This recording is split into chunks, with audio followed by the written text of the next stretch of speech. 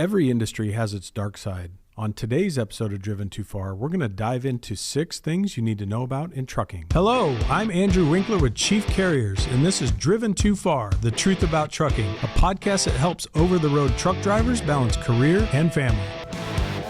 So I've always been fortunate enough to come up on the right side of trucking. When I think back over my career, almost 30 years, I've only actually worked for 2 different companies, but my initial, when I started as a student driver in 1995, and then as I moved my way into the office and up through the business and stuff, I have to look back at the people I've worked for and, have great appreciation for them and the way they ran their business. They always put people first. And thankfully, that's the way I've been come up in the industry and stuff. And as I've taken over my own company at Chief Carriers, that's how we look at things too. We put people first and always have. Unfortunately, that's not always the case in the industry. So today I want to kind of pull back the curtain a little bit, expose some things that I've seen over the years, not necessarily in our own business, but certainly aware of those things. As we've had literally probably hundreds of drivers come through orientations over the years. You get to know these people. You sit down and visit with them, and you kind of want to understand their story and where they've come from. So that's where a lot of this comes from, is just talking to drivers over the years and learning about some of their experiences in the industries, and then hopefully passing them on to you. So if you're new to the industry, thinking about getting into the industry, these are some of those things that maybe you should be aware of and keep your eye out for. The first one is exploitative labor practices. So one of the things I've seen over the years, and this typically happens in smaller carriers, and I'm talking maybe 5 to 35 trucks, something like that. It's a tough business to get going. When you're an independent owner operator, you can make it. But a lot of times people have the dream, of course, expanding their business. And as they add trucks, it becomes more difficult. Now, once you get over kind of that 50 truck hump, you start to gain some size and scalability with things, and things become a little bit easier. But there's just a tough road there for the smaller carriers that are really trying to get their feet under them, get their businesses running. Unfortunately, with that sometimes comes some labor practices that aren't always on the up and up, let's say. Many times what you'll see is a driver go to work for a company and they think they're going to be a company driver, but they end up getting paid on a 1099. So they end up getting paid as a contract driver, contract labor. Now, what that means is they're just going to issue a flat check for the miles or the work you did for the week. They're not taking taxes out of it. They're not offering benefits like vacation and paid holidays, things like that. They do that to save dollars, so they don't have to pay unemployment taxes. They're not paying the health insurance and all the benefits and things like that that you would typically get with a company employee job. So they're kind of skirting around some of that, saving themselves some money. And while they pitch it and they sell it to you as a good deal, it's like, hey, you're going to run a ton of miles and we're going to pay you X cents per mile to do it. It's going to be great. And you think it is up front, but when it comes down to it, and all of a sudden you have to report your own taxes and your income to the IRS every year as an independent contractor. So it kind of catches people off guard if they're not aware of those things. Many times these smaller carriers, as they're trying to make it again, they kind of push some of the safety stuff off to the side. Maybe they're purposely running older model trucks that can't run e-logs on them. And they're doing that so they can run paper logs and get the driver to run more miles than you would see in a typical company setup. It's just it's an unfortunate situation, but I wanted you to be aware of it because as you're out there applying for jobs, and many times what happens, this is kind of the trap, I should say, is you have to take care of your driving record. And typically what we see coming through our company is the people that haven't always taken care of their driving record, their CSA scores, they've got too many tickets or incidents on their driver's license. Many times they're not hireable by the reputable bigger companies that are out there. So what do they have to do if they want to stay in trucking? They have to go find this small carrier to work for. And sometimes the small carrier is willing to turn, a blind eye to some of these things or hire you regardless of what your track record says. So the best thing you can do as a driver is make sure you're taking care of your driving record. that's really your reputation out there. So you got to take care of that. If you want to get somewhere in this industry, if you want the best jobs, the best paying jobs, you have to take care of that driving record. Make sure you don't have a whole bunch of stuff on it. So that's one of the traps that a lot of guys fall into. They get some blemishes on the record, can't go to work for the bigger carriers with the nicer equipment or pay better. So what do? They have to go to work for the small guy. Well, then in turn, the small guy a lot of times kind of takes advantage of that driver, and it still doesn't get you where you want to go. And then you kind of get trapped in that situation. So be sure and watch out for any of those kind of practices. If somebody wants to pay you on a 1099 as a company employee, that's probably a red flag.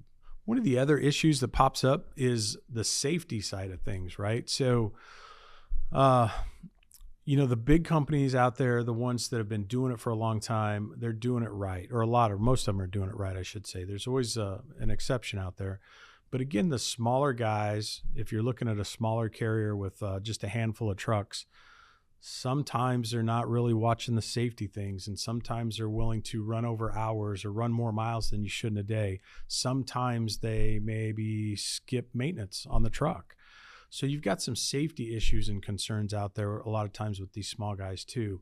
If you get yourself into a situation where you get hired onto a company and you start to see safety type issues, man, I would tell somebody to run. Go find another place to work, because that is the one area that we absolutely can't compromise when it comes to safety on the road. Health issues, this doesn't necessarily have anything to do with, small or large carriers. This can happen to anybody at any size carrier, but thinking about a driver's health, right? It's just kind of, or can be, an unhealthy job. Especially if you think about some of the long haul drivers. Maybe you're pulling a van or reefer and there's just not a lot of activity out there for you. You're simply sitting in the seat 10 hours a day. Maybe the most activity you get each day is doing your walk around inspections on the truck, swinging a couple doors open and closed in the dock, stuff like that. But beyond that, there's not a lot of movement. Now, that's not the case with all modes of transportation. Flatbed drivers, they're constantly throwing straps, they're throwing chains, maybe rolling tarps out, rolling tarps back up. There's a lot of activity that goes with flatbedding, and that's our case in our company. We don't have a lot of drivers, or really any drivers that I would consider overweight, because they are active, and I think they're purposely doing this stuff. They purposely go out and seek flatbed jobs because it's good for their physical health. It's good for their mental health. They're always thinking, I got to figure out how to tie down this load, chain this thing down so it doesn't move on the trailer. So there's some advantages out there. And when you go or you get into trucking, think about that stuff. Yes, van jobs are probably one of the easier ones out there, especially if you can get lined up where you do a lot of drop and hooks between terminals or distribution centers, something like that. But there's a consequence to that too. I guess where it's easy here, it might be hard down the road, especially on your health. How about the mental health side of things? Boy, that's certainly a tough one too, and especially if you're over the road type driver and you think about the isolation that happens out there. Back in the day when I started driving in the mid 90s, we didn't have cell phones, and we didn't have FaceTime, and we didn't have Facebook and all those types of things to stay connected with our families. So drivers today are much better equipped to kind of stay in touch. But back in the day, it was you stopped once or twice a day to eat, and that's where you stood in line for the payphone or the payphone booths, and you got in and you made a collect call to the house real quick to check in and let them know that you're all right and where you stopped for the night. Beyond that, they didn't know where you were until you called the next day somewhere along your route. Now today, there's different ways that your family can track you and keep an eye on you and stuff like that. So, but the mental health is, it's really important. The isolation is concerned. Make sure you take time. If you don't have a family around, make sure you take time to get to know the people you work with, whether it's dispatchers or fellow drivers out there. That's probably one of the coolest things I see, is the camaraderie between fellow drivers. And while I see them interacting in the terminal, I also know that these guys call each other on the phone on a daily basis, checking in. They know what each other's doing. They know where they're going and stuff. And that's a great, healthy habit to have that kind of interaction with your fellow drivers. I want to talk real quick about the environmental impact of our industry. When you think of the dark side of stuff, There's been a lot in the news lately about this, right? There's a great big push to go to battery electric vehicles. And I promise you, I'm not trying to sell anything like that. While I'm all for taking care of the environment, I don't think battery EVs are the answer, at least for the entire industry. It may work for a small section of local type trucks and drivers. But I think about how far we've come over the years, and we come from diesel engines that didn't have any kind of emission controls on them to all of a sudden, we got SCR and different types of emission controls on them. These things don't smoke anymore. They're not like they used to be.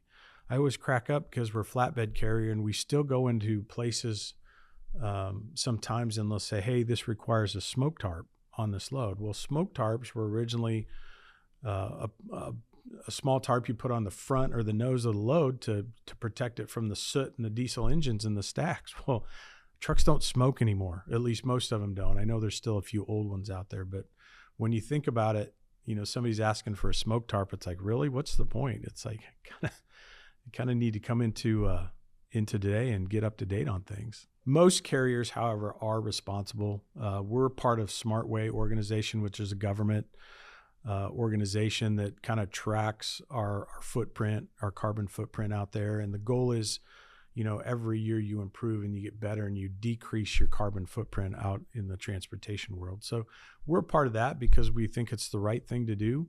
We know we've got certain shippers and customers out there that's important to them as well. So we want to protect those things. We want to protect the environment and certainly do our part. And I think I'd leave that just with, you have advocates out there that are against diesel or engines like that stuff at all, but don't let that throw you. I think the industry as a whole has become very responsible. We're certainly moving in the right direction. Now, I think some of the government is pushing us too fast, too soon to try to get to zero emissions. We'll get there, but it takes time. You can't wreck the whole industry. You can't wreck the whole, how we move freight across this country by pushing these things too fast. It would be a cluster, believe me. If they push some of these things through as fast as they want to and the industry isn't ready and we don't have the infrastructure in place to do that, it will cause a literal train wreck of things and the economy would be really in bad shape if that happens. So we're doing it. We're moving forward. It's important. We're doing our part to do it. Just be aware that the trucking industry as a whole is an advocate for it and we're trying to do the right things. So the last one I wanted to touch base on is regulatory challenges. And there's constantly things going on in our government, whether it's on the national or state levels and stuff, where they're trying to govern our industry. The biggest one that seems to pop up is hours of service type regulations. Where are they going to push us next? Things like that. But I want you to know as a whole, the industry is trying to do the right thing, especially when you get into some of the larger carriers again. They're running e-logs. They're living compliance every day. They're doing the right things. They're monitoring their drivers. They're making sure we don't run over hours and we don't put ourselves into a bad situation like that. Now, when we go back and talk about some of the small carriers again, where they're trying to keep their head above water, this is probably one of the things you can run into is regulatory issues. They're just, hey, run paper logs. Just don't worry about stopping. That load's got to be there no matter what type attitude, and just tell the driver to do whatever it takes to get the load there, and they'll take care of stuff on the back end. So what they're essentially telling you is they're going to fix your logs later on down the road so that nobody gets in trouble. The problem with that is they always catch that. So you don't want to go to work for a carrier that does things like that. Even though they promise you it's not going to come back on you, it will bite you in the end. So when you're out there, again, new to the industry, thinking about getting into the industry, do your homework, do your research, and make sure you're aligning yourself with carriers that have the same values as you. Don't get caught up into the bright, shiny object or penny in the air where they promise you, I'll pay you all these big bucks, and then they're going to go behind your back and break all the rules to do it. That's not where you want to be. So make sure you do your homework and you're getting yourself aligned with a reputable carrier in the business. So that's it. That's our 6 areas that we kind of wanted to touch base. We call it the dark side of the industry because we know it happens out there. We certainly don't all advocate for it, and we don't run our businesses like that. It's a small percentage that actually do. But I think it's important that you're aware of those things, again, as you're out there in the industry. And if you happen to be working for a carrier like that and you've seen some of these red flags, or maybe didn't know they were red flags and now you do, get yourself out of there. Go find yourself a good company to work for, somebody that's doing it right, and it'll pay dividends for you in the end. Thanks for joining us on this episode of Driven Too Far. If you're looking for a carrier that's interested in your well-being, check us out at chiefcarriers.com.